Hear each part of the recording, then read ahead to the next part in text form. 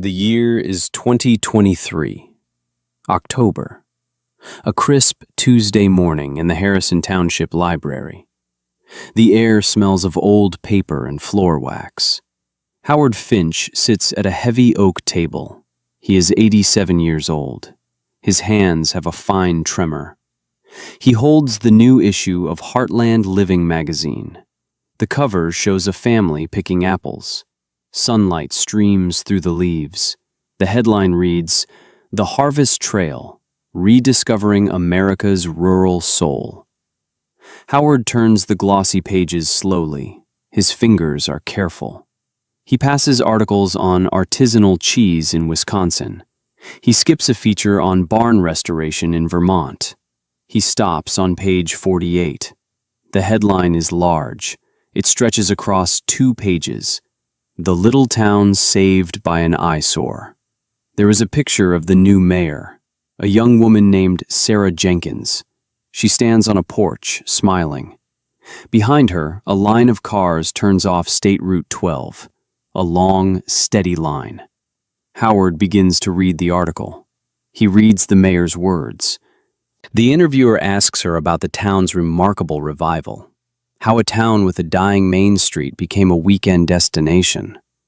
The mayor just points. She points to the traffic, the cars turning off the highway. "That's our Main Street now," she says. "It all started right there." The reporter asks what "there" is. The mayor laughs.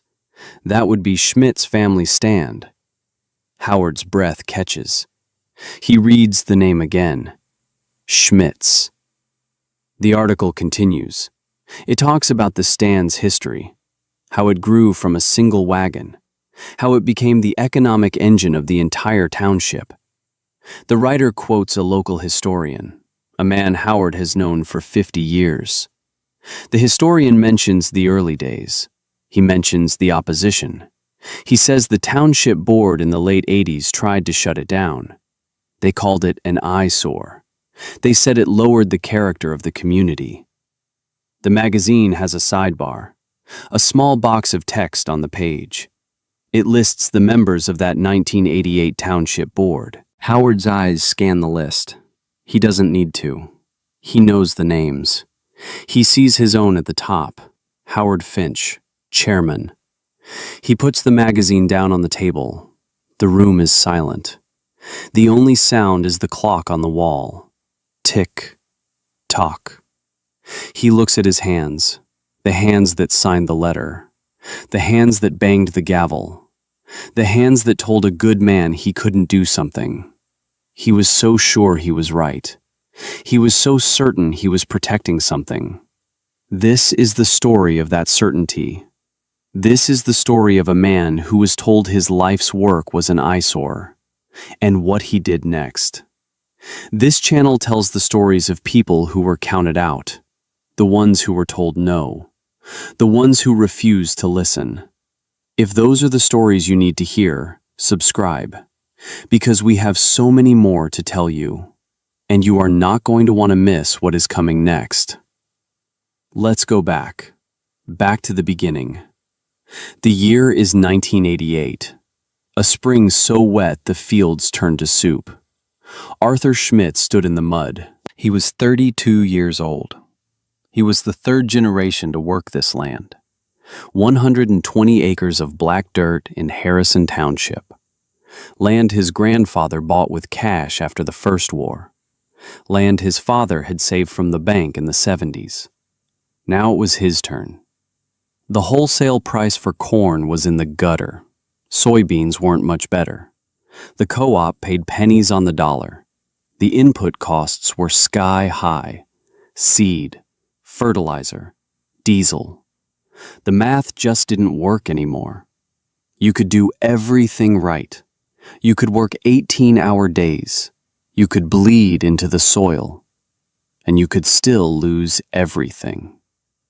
Arthur felt it closing in, the quiet desperation of a family farm. He watched the trucks roll by on State Route 12. The edge of his property ran for a quarter-mile along that road. Thousands of cars a day. People driving from the city to the lake. They had money. They wanted fresh food. He had the food. The best sweet corn in the county. Tomatoes that tasted like sunshine. He just needed a way to connect the two. The idea was simple. A farm stand. A small open-air structure, right there on the edge of his property, where people could see it, where they could pull over. He would sell what he grew, cut out the middleman, sell directly to the people who wanted it. It felt like the only way, not just to survive, but to be free. He drew up the plans on a napkin, a simple post and beam frame, a tin roof, tables made from reclaimed barn wood. It wouldn't cost much. He had the wood. He had the tools. He had the will. He just needed permission. A simple permit from the Township board. A formality, he thought. He was wrong. The meeting was in the basement of the town hall, a low ceiling with fluorescent lights. The air was thick with the smell of stale coffee. 20 people sat on cold metal folding chairs. Arthur sat in the front row. He held his hand-drawn sketch. At the front of the room sat the 3 board members. In the center was Howard Finch. Howard was a pillar of the community. He owned Finch's Hardware on Main Street. He was a deacon at the Presbyterian Church. He'd coached Little League for 30 years. Howard was a good man, a decent man, a man who believed in rules, a man who believed in order, a man who believed in preserving the town's character, his character. When Arthur's turn came, he walked to the front. He explained his idea simply. He talked about the price of corn. He talked about the cars on the highway. He showed them the sketch of the stand. He said he wanted to build a clean, simple structure, something respectful, something that would be an asset to the community. He finished, and the room was quiet. Howard Finch leaned forward. He took off his reading glasses. He looked at Arthur with genuine concern. "Arthur," he said. His voice was kind. It was patient. "We all know your family. The Schmidts have been farming here for 70 years. You're good people, hard-working people." Howard paused. He chose his words carefully. "But this is a commercial enterprise, in an agricultural zone. Our ordinances are very clear about that." Someone from the audience spoke up. "What about the Henderson's pumpkin patch? That's commercial." Howard nodded. "That's a seasonal exception, Carol. 10 weeks a year. What Arthur is proposing is a permanent structure, a year-round retail business. It sets a precedent." Arthur spoke. "It's my land, Howard. I just want to sell what I grow on my own land." Howard gave him a sad smile. "I understand that, son. I truly do. But we have to think about the big picture. We have to think about property values. We have to think about the aesthetic of our township." He looked around the room. "We have a certain character in this town. People move here for it. It's quiet. It's orderly. It's residential. A roadside stand. A shack made of pallets and plywood on Route 12. Arthur interrupted. "I said I'd use new lumber. I said it would be clean." Howard held up a hand. "I'm sure you would, Arthur, but it's a slippery slope. If we let you build one, we have to let everyone. Imagine what Route 12 would look like. Tattered tarps, hand-painted signs. It would start to look like a flea market. It would be an eyesore." The word hung in the air. Eyesore. Howard didn't say it with malice. He said it with the certainty of a man who believes he is protecting his flock. The most dangerous limitation is the one imposed by someone who genuinely believes they are protecting you. Certainty about another person's capabilities, delivered with kindness. It is more damaging than outright hostility, because you cannot fight it with anger. It can only be disproven, with decades of work. The other 2 board members just nodded. They followed Howard's lead. Howard looked directly at Arthur. "I'm sorry, son. I'm not going to be the man who approves the slow decline of this community. Motion to deny the permit. Seconded. All in favor? The vote was unanimous. It was over in less than 10 minutes. Arthur stood there, his sketch still in his hand. He had been dismissed. Not with a shout, but with a gentle, paternal pat on the head. He walked out of the basement. He didn't say another word. Arthur drove home in his Ford pickup. The engine was loud. The silence inside the cab was louder. He turned into his long gravel driveway. The house was dark except for a single light in the kitchen. His father, Carl, was sitting at the table. He was 75. His hands were swollen with arthritis, but they were still the hands of a farmer. They were maps of a life spent in the dirt. Carl looked up as Arthur came in. He didn't ask. He could see the answer on his son's face. Arthur sat down. He placed the napkin sketch on the table. They said no.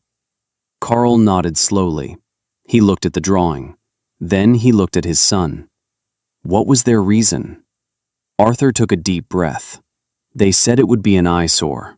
They said it would lower the character of the town. Carl was quiet for a long time. He traced the lines of the drawing with his finger. He looked out the window, out at the dark fields, the land that had fed them for 3 generations. Finally, he spoke. His voice was quiet, but it was as solid as the foundation of the house. They own the laws, he said. They own the town hall. They own the opinions. He tapped the table. We own the dirt. He looked at Arthur. The dirt is enough. They took everything else. They can't take the dirt. He pushed the napkin back toward his son. Just sell good food, Arthur. That's all that matters. Just sell good food. The words settled in the room. Not a command, a creed. It was permission. It was a blessing. It was the only thing Arthur needed to hear. He picked up the sketch. He folded it carefully. He put it in his pocket. The quiet decision was made. Not in a basement full of strangers, but at a kitchen table, with the man who taught him everything. Have you ever been told you couldn't do something? Not by an enemy, but by a friend. By someone who thought they were protecting you from failure. Someone who sounded so reasonable, so kind, you almost believed them. What did you do next? Let me know in the comments below. Because this is where the story changes. This is where a simple refusal becomes an act of creation. Arthur Schmidt was not a lawyer, but he was a farmer. And farmers are experts in finding ways around things. Drought, blight, early frost, township boards. He read the ordinance himself. He sat at the library for 3 hours. He read every word of the zoning code for Harrison Township. The code was clear. No permanent commercial structures in an agricultural zone. The key word was permanent. A foundation, a concrete slab, something fixed to the earth. The code said nothing about a vehicle, a wagon, something with wheels, something that could, in theory, be moved. A loophole, big enough to drive a tractor through. He started the next day. He didn't use new lumber. He used something better. He pulled seasoned oak boards from the hayloft of the old barn, wood that was 100 years old, wood that had soaked up a century of summer sun. It was dark and rich and full of character. He found a set of old steel axles and wheels behind a shed. They came off a manure spreader from the 1940s. He sandblasted the rust off them. He painted them gloss black. He built a frame from heavy timber. He laid a floor of 2-inch thick planks. He built the walls low, just 3 feet high. He raised a simple roof on 6 posts. He put on a new tin roof, the same kind he had on his barn. He didn't use nails. He used mortise and tenon joints, the way his grandfather had taught him. It took him 2 months, working after his chores, working late into the night. His wife Mary brought him coffee. His father would come out and watch. He never offered advice, he just watched. He nodded, a quiet approval. When it was finished, it wasn't a shack. It was a piece of furniture.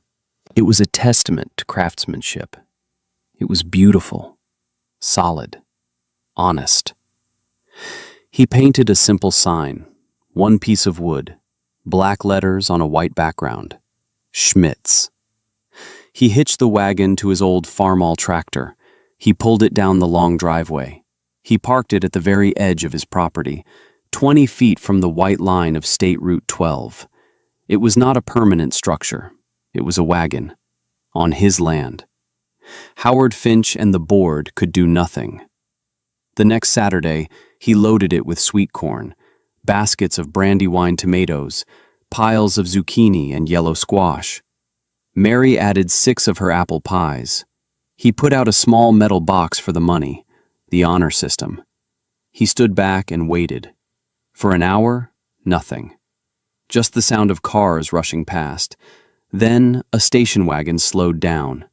It pulled onto the gravel shoulder. A woman got out. She walked over to the stand. She picked up a tomato. She smelled it. She smiled. She bought a dozen ears of corn and one of Mary's pies. She put a $10 bill in the box. She was the first. She would not be the last. Just sell good food, his father's words. Arthur Schmidt was in business. The first year was quiet. He sold what was in season. People started to notice the wagon. The old oak wood glowed in the afternoon sun. It didn't look like an eyesore. It looked like a painting. Some of his neighbors admired it. They'd stop by to buy corn and stay to talk. They liked the idea of a man making his own way. Others were not so pleased. The community doubters. At the Grange Hall, they talked. He thinks he's better than the rest of us. He's skirting the rules. It's tacky. Having people pulled over on the highway like that, it lowers the tone of the place. Howard Finch heard the whispers. He drove by the stand every day on his way to the hardware store. He never stopped. He just looked. His face was a mask of disapproval. One afternoon, an old farmer named Silas pulled in. Silas farmed the land next to Arthur. He was older than Arthur's father. He got out of his truck holding a cardboard box. It was full of old mason jars, blue glass, zinc lids. "Thought you could use these," he said, "for flowers. Women love buying flowers in old jars." Arthur tried to pay him. Silas waved him off. "Your grandfather pulled my daddy's truck out of a ditch in the blizzard of '49. Never took a dime. Consider us even." He looked at the wagon. He looked at the steady stream of cars. "Don't you listen to them fools at the Grange, son. You're not lowering the character of this town. You're reminding it what its character used to be." Silas got back in his truck and drove away. That weekend, Mary filled the jars with zinnias and black-eyed Susans from her garden. She put them on the edge of the wagon. They sold out in 2 hours. Because this is where the story becomes bigger than one man and his wagon. This is where the math begins. The quiet, undeniable math of being right. Let me tell you about the next 30 years. By 1990, the stand was a local habit. Arthur sold corn, tomatoes, squash, and flowers. He grossed $4,250 that summer. Cash. Every penny went back into the farm. Howard Finch drove by in his Buick sedan. He saw the cars. He saw the money box. He frowned. By 1992, Mary's baked goods were famous. Her apple crumb pie, her zucchini bread. People would call ahead to reserve a pie for the weekend. The stand grossed $9,800. Cash. On a Saturday afternoon, there were always at least 2 cars pulled over. By 1995, the stand was a destination. Arthur had added pumpkins, gourds, Indian corn. The county newspaper wrote a small article. A slice of Americana on Route 12. The stand grossed $18,000. Cash. Howard Finch noticed fewer people were buying garden tools at his hardware store. They were buying plants and produce directly from Arthur. By 1998, Arthur built a second wagon, a perfect copy of the first. One for produce, one for baked goods and preserves. He had to hire a local high school girl to help on weekends. The stand grossed $45,000. Cash. The honor system was retired. The little metal box was replaced by a person, a smiling face. By 2003, Silas had passed away. His widow wanted to sell the 5 acres of land between Arthur's farm and the highway. A developer from the city offered her a big check. He wanted to build storage units. She said no. She sold the land to Arthur, for less than the developer offered. He paid her $25,000, in full, cash. He planted an apple orchard, Honeycrisp, Gala, Fuji, for a pick-your-own operation. He was no longer just selling produce. He was selling an experience. By 2008, the world had changed. A financial crisis shook the country. Main Street in Harrison Township was a ghost town. The diner closed. The shoe store closed. Finch's hardware was bought out by a national chain. Howard retired. He sold the business for a fraction of what it was worth. That year, Schmidt's family stand had its best year ever. People didn't have money for fancy vacations, but they had $20 for a bag of fresh apples and a warm pie.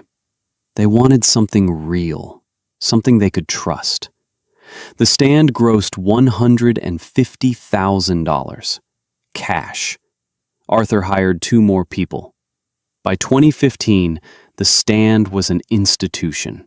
The apple orchard was thriving. He added a pumpkin patch, a corn maze, hay rides in the fall. He had to pave a parking lot to handle the traffic. The township, with a new board, had to install slow signs on the highway to manage the traffic he was creating. Howard Finch, now a widower, would sometimes sit on his porch. He could see the line of cars on Route 12 from his house, a long, slow parade of customers, all going to the place he had tried to stop. He was a witness, watching from a distance, as the man he called an eyesore became the only thing worth seeing. By 2020, another crisis, a global pandemic. Supply chains snapped, grocery store shelves were empty. But Arthur's stand never closed. It was open air. It was safe. He partnered with other local farms, a dairy farmer who couldn't sell his milk, a cattle rancher with nowhere to process his beef, a cheesemaker, a beekeeper. Schmidt's stand became a hub, a local food system born out of necessity. He wasn't just a farmer anymore. He was essential. He grossed over $500,000 that year. He never took a government loan. He didn't need one. He had the dirt. And he sold good food. What does it feel like to be right, quietly, for 30 years? To watch your proof grow out of the ground, while the world that doubted you crumbles and changes? It's a lonely kind of victory. There is no trophy. There is no parade. There is only the work, the turning of the soil, the steady growth, year after year, until the truth becomes so undeniable that even the doubters have to see it. But that's not the end of the story, because the reckoning was still to come. It was an October morning in 2023, the day after the article in Heartland Living came out. Howard Finch sat in his car. He was parked across the highway from the stand. He just watched. The place was enormous now. It wasn't 2 wagons anymore. It was a sprawling, beautiful complex of open-air barns, all built in the same style, reclaimed wood, tin roofs. There was the produce market, the bakery, a cider press, a small cafe selling donuts and coffee. The parking lot was full. Families were everywhere. Kids were running through the pumpkin patch. It was a world Arthur Schmidt had built with his own 2 hands. On the land he was told not to spoil. Howard put his car in drive. He did something he hadn't done in 35 years. He pulled into the parking lot of Schmidt's family stand. He got out of his car. He felt small. He felt old. He walked toward the main barn. Arthur was there. He was 67 years old now. His hair was white. His face was a road map of sun and wind. His hands looked just like his father's. He was bagging apples for a young family. He was explaining the difference between a Honeycrisp and a Gala. He was smiling. Howard waited. He stood by a bin of squash until Arthur was finished. Arthur saw him. His smile faded. He just nodded, a flicker of recognition in his eyes. He walked over. Howard. His voice was the same, quiet, even. Howard Finch looked at the man in front of him. He saw the 32-year-old kid in the town hall basement. He saw the decades of work etched into his face. He had to clear his throat to speak. Arthur, I read the magazine. Arthur just looked at him. He didn't say anything. He let the silence do the work. I was wrong. The words were quiet, almost lost in the noise of the happy crowd, but Arthur heard them. He nodded again, a slow, deliberate motion. He didn't say, I told you so. He didn't say, it's about time. He didn't gloat. His victory was not in this moment. His victory was all around them.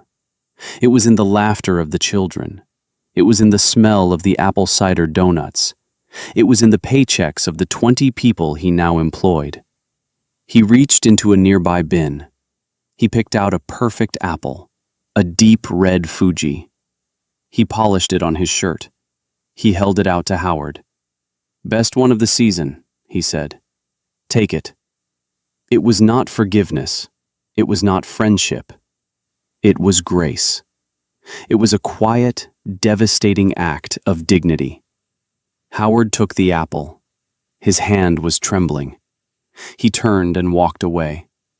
He never said another word. Proving someone wrong who thinks they're being kind is the loneliest fight there is. Because when you win, there is no one to celebrate with. The person you defeated was never your enemy. It was their certainty. And you can't shame certainty. You can only outlast it. The story should end there, but it doesn't. Because a legacy is not about the person who builds it. It's about what is left behind. The ripple effect. In 2010, Arthur and Mary started a scholarship, the Arthur and Mary Schmidt Agricultural Scholarship. It gives $5,000 a year to a local high school student, someone going into agriculture or a trade school. The first recipient was a boy named Leo. He used it to study diesel mechanics. He now runs the best repair shop in the county. He services all of Arthur's tractors for a discount. The third recipient was Sarah Jenkins. She studied agricultural business. She is now the mayor of Harrison Township, the one who was quoted in the magazine. Arthur also started a mentorship program. He leases small 1-acre plots of his land to young farmers for $1 a year. He gives them access to his equipment. He teaches them what he knows. He gives them a retail outlet, a place on his shelves. Right now, there is a young woman raising organic chickens, a young man growing specialty mushrooms, a family making goat cheese. They are all getting their start on his land because of his success. He is building the community that once tried to shut him down. And the town itself? Main Street is coming back. A new coffee shop opened last year. The owner said she chose the location to get the weekend overflow traffic from Schmidt's stand. A bed and breakfast is opening in the spring. The old hardware store, Howard's store, is now an antique shop. The town's identity has been remade. It is no longer just a quiet, orderly place. It is a destination. It is a place people go to find something real. It was all built on the foundation of an eyesore. In the main barn, above the cash registers, a sign hangs on the wall. It is a single piece of wood, weathered and gray. The paint is faded, but you can still make out the words, Schmidt's, the original sign, from the first wagon. Sometimes Arthur's granddaughter, who is now 10, will reach up and touch it, for good luck. She is the 5th generation. She will inherit the dirt. She will be taught to sell good food, the physical artifact, the bridge between a quiet decision at a kitchen table and a thriving world built from a loophole. It hangs there as a reminder that the things people dismiss are often the things that matter most. A reminder that being told no is not an end, it is a beginning. Right now, somewhere in the world, someone is sitting in a basement meeting, under fluorescent lights. They are holding a dream in their hands, a sketch on a napkin, and someone in a position of authority, a good person, a kind person, a decent person, is about to tell them no, for their own good, to protect the character of something. This story is for them. The most dangerous limitation is the one that comes disguised as protection. The greatest innovations are born from exclusion. Being denied access forces you to create a better way. The work of your life may be dismissed as an eyesore. Build it anyway.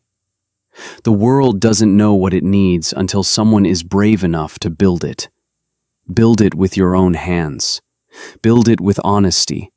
Build it to last. And then, for decades, just do the work. Quietly. Consistently. Until your eyesore becomes the landmark everyone navigates by. Until the thing they tried to stop becomes the thing that saves them.